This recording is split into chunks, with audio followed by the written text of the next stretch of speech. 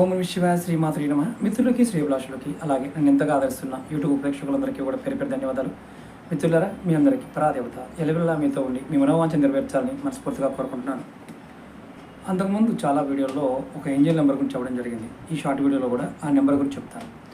1176 1176. ఈ నెంబర్ని మీరు ఏం చేస్తారంటే ఒక వైట్ పేపర్ మీద గ్రీన్ కలర్ పెన్తో పైన నెంబర్ రాసి 45 సార్లు నెంబర్ని మనసులో అనుకోండి. తర్వాత మీకు కావాల్సిన కోరికలన్నీ పేపర్ మీద రాయండి. ఆ పేపర్ని మీరు రాసిన తర్వాత 45 సార్లు మళ్ళీ నెంబర్ని అనుకోండి.